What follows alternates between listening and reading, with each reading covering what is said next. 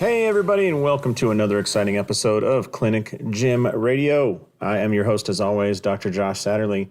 And today we're going to do a little bit something different. I was recently listening to a podcast, as I'm a huge fan of podcasts, and I, number one, appreciate you listening to this podcast. But I heard a podcast recently, and the host was talking about 10 moments or conversations that changed his life and his business trajectory. And it got me thinking about some, and I thought it'd be an interesting dive down my little, path and memory lane to bring you 10 conversations or moments that changed my path in this, in my professional life would be a way to say it, because not all of them had to do with me being a chiropractor or the clinic gym hybrid method, but some of them do. But I think it's just everything, just as I've become a working adult, and this is my career, I can think back to 10 moments that definitely pivoted. So I want to take you back. I wrote all 10 down, and I'm going to try and go in chronological order, which there are some that happened early that, didn't affect me for years, and some that, happened and then immediately affected me. So chronological order would be kind of different, but anyways, I thought this would be fun. So the first one was this. So I was up at Montana State University. I was a student trainer helping out with the women's basketball team. And we had this player. She was a tall, she played the 4 or 5, tall girl from Wyoming named Tennyson. And I remember at one point during our season, she busted her foot. And the thing was, I think it was a stress fracture. Nobody could really be sure. But I can remember the moment that the doctors were talking about her in the locker room. She was a tough gal. I mean, she was absolutely tough. And I can remember standing in the women's locker room at halftime, and she is in tears. I mean, sobbing like I've never seen anybody sobbing, talking about how bad her foot hurts. And the doctors were saying, we don't know why it's not going away. We can't give you another injection, because they had been injecting it with cortisone, but she was up to like 3 cortisone injections in 2 weeks or something. I can't remember. And so they were like, we can't inject you anymore. So, you can just take some ibuprofen and the trainers will tape you. And I remember like watching and going, tape her? Like what? And we were just using white tape at the time. So this was long before like kinesio tape and all that stuff. But we were going to tape her foot. The head trainer, or the assistant trainer who was the head trainer of the basketball team, was going to tape her foot with white tape. If you know anything about white tape, if you ever had your ankles taped or anything, it wasn't going to do a damn thing. It was going to be like peeing in the ocean, man. It just was going to get so diluted. It was absolutely not going to do anything. And I remember at that moment, I felt so helpless, and so, like we had no path forward. We had no system. We had no tools. We had no way to organize. We had no way to look at the problem and figure out what we should do next with her. And I remember thinking, why does this keep occurring? If we could solve that problem, we'd solve her pain.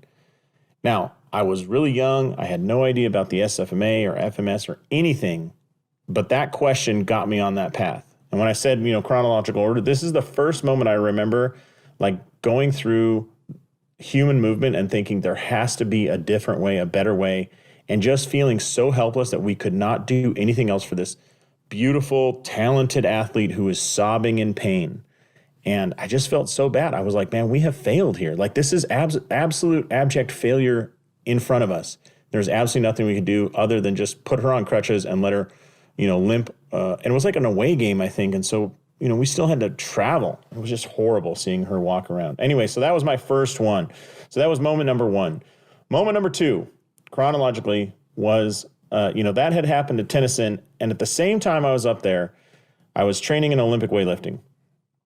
And I had made a big attempt to, I was working towards a very heavy squat. Something like my goal was long-term was 500 pounds, and we were getting close, right? So it was like 495 or something. And I went down to the bottom of a squat. So this is like Olympic weightlifting style, like ass to grass style squats. And I remember I got to the bottom of a squat and I felt this click. I don't know how to describe it. It wasn't a stabbing pain. It wasn't shooting pain. It wasn't whatever. It was just this little click. But immediately I knew something was wrong. And I end up getting the bar back onto the rack. I think my training partner kind of guided me in. But I remember what I think happened was, I think that was the tear of the annular fibers of my L4-5 disc. Because over the next 3 or 4 hours, I progressively got worse and worse and worse, lost tons of mobility, had horrible low back pain, and it radiated into my left buttock, and just couldn't move, super flexion intolerant. It tightened up. And anyways, that led to this moment. So that was the start of it. And I was getting treated because I was a student trainer. I could just go into the training room and they would, do everything they could. So almost every day I got E-stim, ultrasound, and sat in an ice bath. And I was like, they said, hey, it should be better in like a month. And I remember on day like 28 or 29 going, man, I've been here on 30 straight. I'm going to be here for 30 straight days. And I was sitting in the ice bath with a little whirlpool thing, the motor's going, scooping ice in there, freezing to death, got the little toe covers on my toes. And I remember thinking, like, there's no pain as I sit here, but there's no way I'm going to get back under a bar. There's absolutely no freaking way I can get under a bar. I just knew it.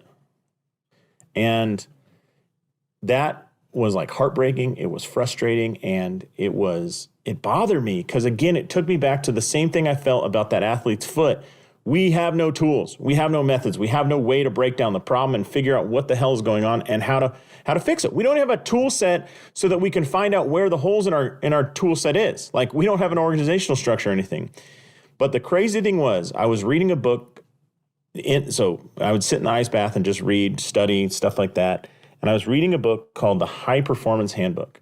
And if I'm right, it was chapter 7. I was reading about this idea of something called the functional movement screen. And I think that book was the first place that the FMS was ever published, as in written about. And they had pictures of the screening kit, which was really a 2x6. This is long before the plastic kit you could buy from like Perform Better and stuff. This was literally a 2x6 and PVC pipe and like an elastic bungee cord essentially for the hurdle step. Anyways, I was like, and I just read that and I was like, man, these guys, at least they have a system, right? They like have a process of checking things out. I think that chapter, it's Bill Ferrand's book, The High Performance Handbook, and I think that chapter was written by Gray Cook about what we all know as the FMS now. But it was such a stark contrast because I was like, I can't get under the bar. Nobody is talking about my movement. Everybody is addressing the pain, and the E-stim and ultrasound is just masking it. There's no way I'm going to get back under the bar. And that definitely stuck with me for a long time. So that was the second one, was sitting in that ice bath at that moment. Number 3, this has nothing to do with movement, but I was up at Montana State University and looking back at things that made a major change. My brother Ian was up there with me. And I think he was only up there with me for like 2 or 3 years. But it was just this unlikely event that he decided to go up there with me after going to playing football at college in Southern California. And then that kind of tuckered out. So he wanted to go up to school with me. I'm like, hey, man, you got to go. It's the most beautiful place. And he totally dug it. We went up there. We had a blast of a time. And anyways, when I was early in college, man, I was shy as hell. And I'd already gone to college for 2 years before he basically joined me up there, right?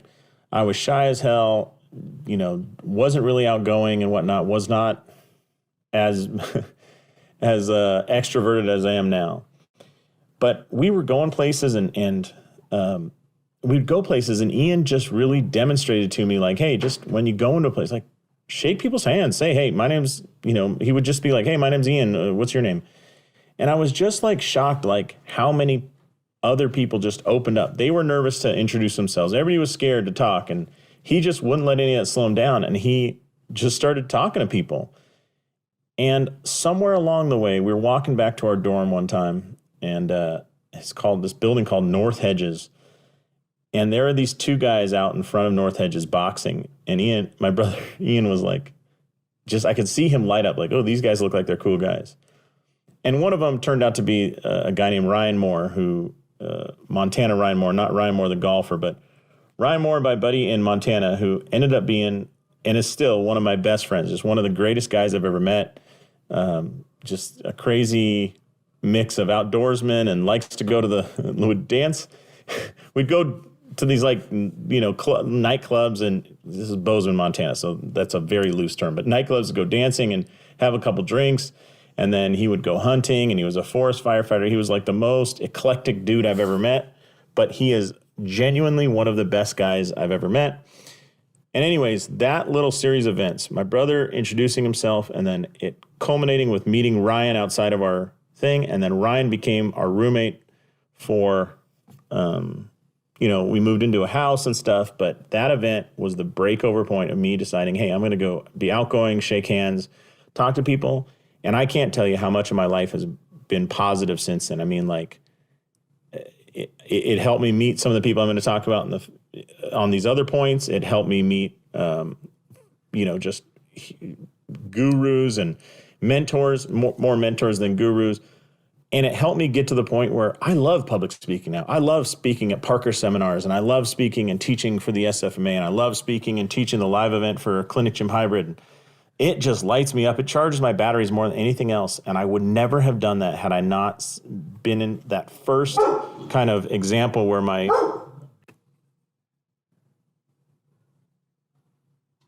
I just would not have done it if it wasn't for my brother showing me the way there. So that was definitely a pivotal point in my life and has led to so much joy, so much progress, so much everything. So if Ian, if you're listening, man, you changed my life in those moments. So what's next? So there I was, like, learning to be outgoing and whatnot. I go to chiropractic college. I do a bunch of stuff in chiro college, meet my wife. So I could say that was a pivotal moment, was meeting my wife in chiropractic college, because that led to everything that we've done out here in Vegas and the companies we've built and everything. And I'll tell you this, it was a pivotal moment, and it was weird how it happened. So it was like finals week, and I'm sure that everybody listening has been through the finals weeks of grad school, right? Whether it's chiropractic, physical therapy, whatever, where it's like, if you added it all up, it's some absurd number of tests and quizzes and exams in a 2-week period, like 14 tests in 2 weeks or some crap like that between labs and lecture and everything. So it's one of those, and we were finishing on Thursday, and a bunch of us had said, hey, let's meet up Thursday night and go to dinner, and then we'll go do something fun, right? And everybody's kind of just shell-shocked from all the studying you're doing and, blah, blah, blah, blah, blah. So I said, all right, man, we'll meet up. So it was me and my friend Pat and his roommates, his roommate Jill, and a couple other people. And my wife ends up being one of the people who's invited and all the stuff. Anyways, there was supposed to be, at one point, 10 people going. It whittled down. Somebody else said, hey, I'm going to stay in for the night. Oh, I'm tired. I got to take off for home in the morning, blah, blah, blah, blah, blah. It ends up that I show up to this restaurant we're supposed to go, and it's just my wife and I, or my future. It was Amanda. Wasn't dating her, wasn't married to her. It was just like we're the only two out of the 10 original that we met. So we meet up there, and I'm just like, all right, well, screw everybody else that ditched us. You want to just go do something. So we just had this magical night. We went to some restaurant. I think they screwed up our order, so I think we got a huge discount, which was great because we're broke students.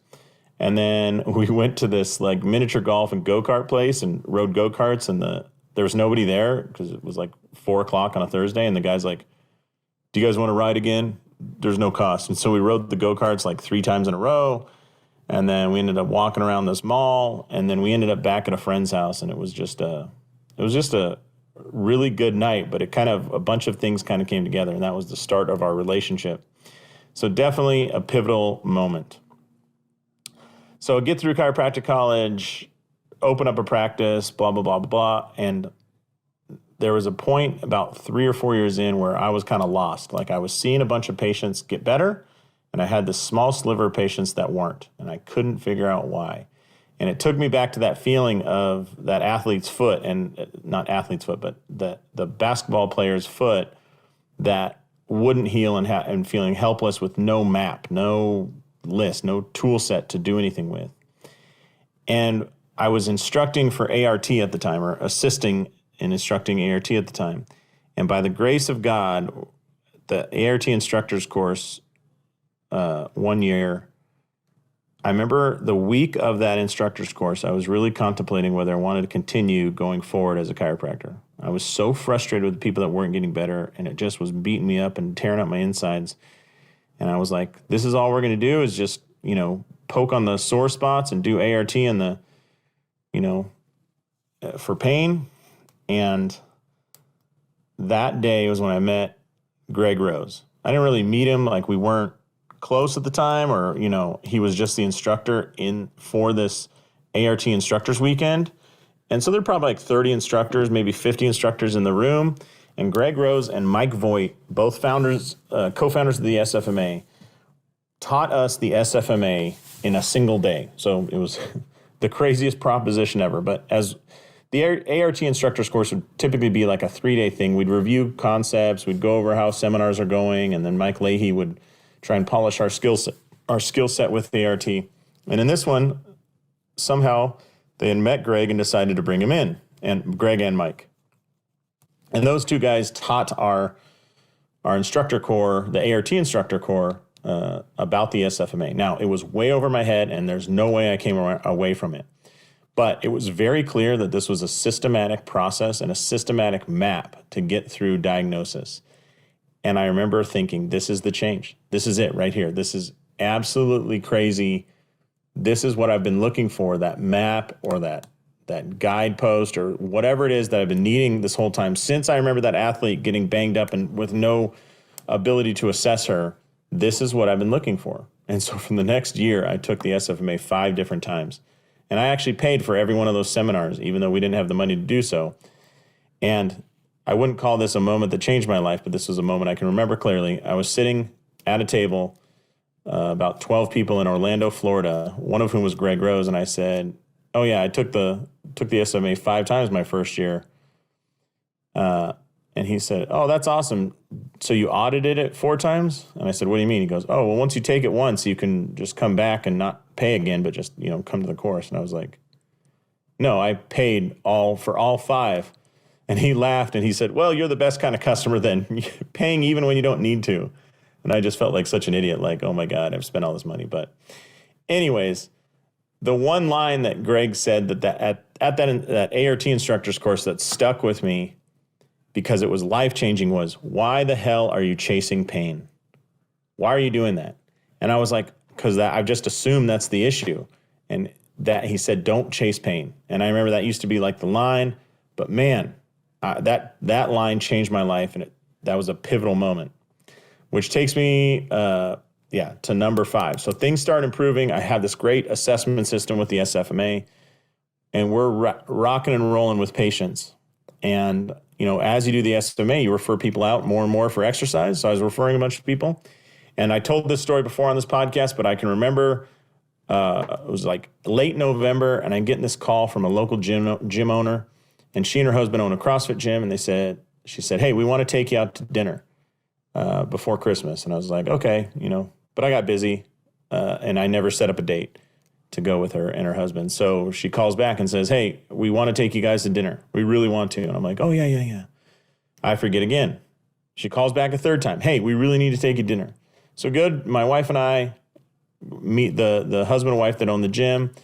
We go to dinner, and they were like, "We really just want to thank you because without you, our business would not have made it. We just wanted to thank you for all 37 people you referred to the gym this year." And that hit me like a ton of bricks. Like, I had referred 37 people that became gym members to them, 37 patients. And that was one of the seeds for the Clinic Gym Hybrid, because I remember thinking, like, I'm sending 37 people a year over to this gym. And the crazy thing was, that was one of the gyms I referred to. There were a bunch of gyms that I referred to. They were just one on the list. So I probably had spent over 100 people to go join a gym. And luckily they took me to dinner, and I kind of snapped out of it and realized, holy crap, like that was, we're throwing away so much business. And I thought, oh man, if we had a gym on the backside of our clinic, we could make some serious money, So that was definitely a pivotal point. So I have to say, like, my business partner at the time was also pushing that idea hard. His name was Victor. And, nothing ever exists with, in a vacuum. If Victor hadn't been pushing it either and hustling to make it work, it wouldn't have happened either. But he was. And I got to tip my cap to him. He's a good dude, and I was lucky to have him as a business partner at the time. He has since broken free of chiropractic and gone into construction and is killing it because he's just a smart dude who is good. But at that time, that was, yeah. But that 37 referrals thing just absolutely blew my mind. So anyways, so going in chronological order, we add the gym, we open up the gym. I have my second kid. Things change. Victor ends up going into construction, my business partner at the time. There's just a whole bunch of turnover in our staff. We end up growing to like 13 trainers, or 13 total staff, of which I think 9 were trainers, maybe 10. Learn a lot of lessons there. And there was one point where we were kicking butt with services, but we were not getting paid. And I was paying my trainers way too much. So pro tip, don't ever pay, as Tom Plummer told me, don't pay over 40%, but try to keep it closer to 30. I had started my trainers at 40%. They wanted to make more. I had no room to wiggle, and we were paying out a bunch, and we weren't collecting money from some of the people and groups that we were training. So we were waiting on some big checks. Well, things started to get tight, and I remember just scared to death about payroll one day. It was like a Tuesday night. The payroll pulled from the account on Thursday, and we were a long way from covering it, maybe $12,000 away from covering payroll. And I was like, oh my God, I don't know what to do. Now, I've always been able to sleep. Like I'll fall asleep mid-conversation sometimes late at night. I'm an early morning riser. You want to meet at 3 a.m., I'll meet you, but staying past like 10 p.m. is tough for me.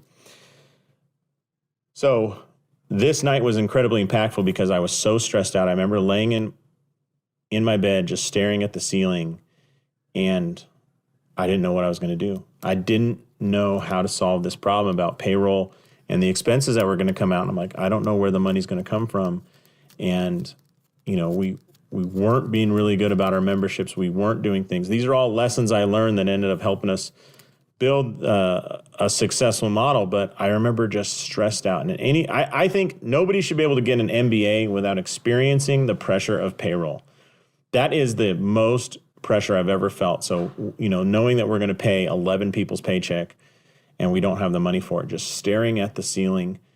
And I remember about 2 a.m., I got up to go to the bathroom, and I was still wide awake. And I came back, and I could see the silhouette of my body on my sheets in sweat. Like my wife was asleep on the other side of the bed, but I could see it in the moonlight, like just the silhouette because I'd been sweating. I was so stressed out. And that was crazy. About that time, I met a guy named Ryan Chapman, who ended up being a really good business mentor. But maybe the second or third time I met Ryan, he told me about all the failures in business he had, all the things he had screwed up. And then he told me about, all that led to learning lessons. And God, Ryan was just such a wise person and an absolutely amazing man, and told me about all the failures and then how it all changed in 20 months of his life. 20 months. The market had crashed for real estate agents, and he and his brother had put together this training program for real estate agents.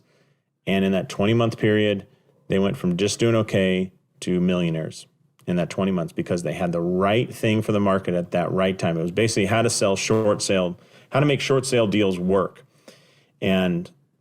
But at that time, here I was like worried about, you could say living paycheck to paycheck, although it was living from other people's paycheck to paycheck, struggling to pay payroll, struggling to pay rent, struggling.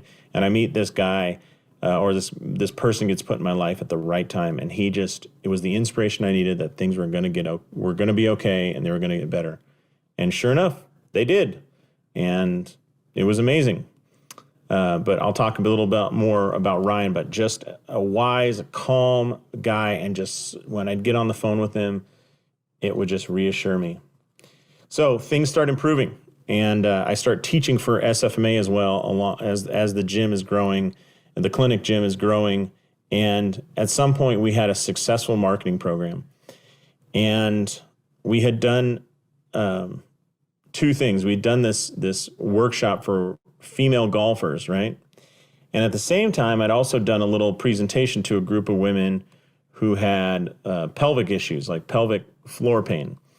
And I was talking about it. We're having dinner before an SFMA course, and it's me and Greg Rose and Michelle Desser, and I can't remember who the fourth person at the table, or Kyle Kiesel was the fourth person at the table. So I'm totally out of my league with those brainiacs, but talking about it, and I was like, yeah, so I think we're going to do another one of those pelvic floor presentations, or this women's golf workshop. And Greg stops and he goes, what if it works? And that question totally shook me. I was like, what do you mean? He goes, what if it works? What if you present to those women and about pelvic floor pain and they love you and they start sending their friends? Let's assume you're really good at what you do, because you are. What if that presentation works? Do you really want a facility full of women who have pelvic floor pain? Is that really what you want? And I was like, well, no, but they're appreciative and nobody's helping them. And he goes, that's all good, but what do you want? And it was interesting. I was coming out of a season where, we were struggling to see what if things didn't work out. And here he was saying, you got to look at it as if it's going to work out. Is what you're aiming for really what you want? Is that what you want to fill your clinic with? And I was like, wow, that's really... And when I went back after that course, I taught that course over the weekend. We never marketed to women with pelvic floor pain again. I found a referral source in town that just sent them all there, but I was like so glad that we didn't fill that up. We did start working with more and more golfers, especially female golfers, and that was a great time. A lot of great, the money was great. Everything was great about it. So in the end, it was just a much better deal, but it was just funny. Like, what if this works what if this actually works, I think is his words. So anyways, about the same time, like I said, I was teaching a lot more for SFMA, and I was teaching with Mike Voigt one time, and I was like, hey man, I want to be a lead teacher. And that at the time that meant get in front of the class and present one of the flow charts. We don't teach from flow charts anymore, but at the time we did. And it was kind of you had to teach the presentation if you wanted to, or if you want to be an assistant, they would just teach from the front of the room and you would just assist during the weekend, but never really be a true instructor. And I was like, nah, man, I want more than that. I want to be a lead. So he said, all right, well, teach a flow chart then. And he's like, what do you want to do? Shoulder, cervical, spine. And if you know the shoulder and cervical spine breakouts in the SFMA, they're kind of the easiest. They're not that big of a deal. And I looked at Mike and I said, no, man, I want to teach multisegmental extension. Because at the time, that was the most complicated flow chart. I said, it's the big old gnarly one. Why not teach that? And he laughed. He's like, all right, but if you screw it up, it's over. And I just remember going, nah, man, I'm going to bet on myself right now. Like I had been down in the dumps with that, like staring at the ceiling that one night. And then I met Ryan, started building up. Greg got me motivated. Things were rolling in the right direction. And then Mike's like, hey, you got this chance. Do you want to take the easy path and teach something easy? Or do you? And I was like, no, I'm going to bet on myself. I'm going to knock it out of the park. And I'm going to teach multisegmental extension. And I did. And I'm a lead instructor sometimes, I can teach my own course now and I can go back to that moment was the one that broke me loose. So I'm teaching a course coming up in Portland, for example, and had I not taken on that multisegmental extension at that time, I would not be teaching that course in Portland. I can clearly see a line between those two events. So yeah, that definitely changed my life. So those are all kind of to where I am now. There's one thing that changed, I think, the future of my career trajectory, and it looks like it's something I'm pursuing based on one of these other experiences. And it goes back to my friend Ryan Chapman, he was that business mentor that helped me out a lot. A couple years ago, he was complaining about low back pain, and he went to a bunch of different providers. So he lived down in Tucson, Arizona, went to see 5 or 6 different providers. I flew down to see him. I treated him in his house over a weekend. And what we all 7 of us, as I went back and looked at it, all 7 of us didn't find was the fact that he had colon cancer. That was the deep cause of his low back pain. His spine MRI came back clean. His x-rays looked good. He had pain into his hip. That was clean. And it wasn't until he got a abdominal CT that somebody realized he had colon cancer. But we missed it. All of us missed those red flags. And it drives me nuts because Ryan was a great communicator above everything else. He was a great communicator, great teacher. And finding out that we missed that, and he ended up getting diagnosed, by the time he was diagnosed, had stage 4 cancer. And unfortunately, it metastasized, and he passed away a year ago.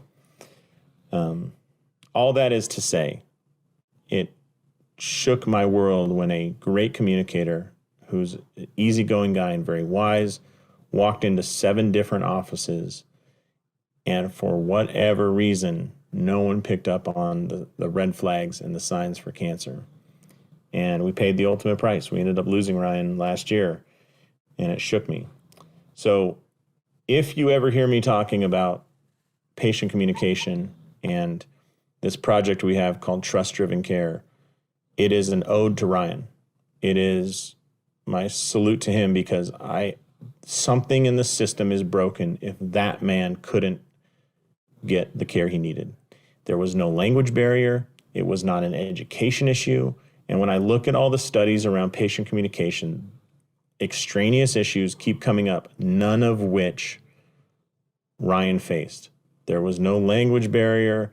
There was no misinformation. There was no misunderstanding. He wasn't a total oddball. It wasn't a zebra. You know, like when they say you hear the sound of beating hooves, look for horses. He wasn't any of those things, and yet nobody found it. Nobody, myself included. I would consider myself pretty good, and I totally missed it. And I feel like an asshole, the fact that I missed it. And I was devastated. I was devastated, and I was embarrassed to go to his funeral because of how I thought his family would look at me, like a complete failure. And that I somehow was part of the cause of his death. And it still bugs me. I mean, I'm almost crying now. But anyways, that experience changed my outlook on where healthcare should be going. And again, if that one got him, and if we missed it on him, man, the system has flaws. And we gotta figure out those flaws, because people are dying left and right. So there are probably 10 other moments I could identify that personally changed me. I would say these were the changes to my professional path. And, you know, with what I learned about Ryan's case, I'm excited to move forward with some other projects. But anyways, I thought you guys would be interested in this. Sorry for the downer message at the end there, but it changed me, man. It's part of the path. So with that, I appreciate you listening up to this point.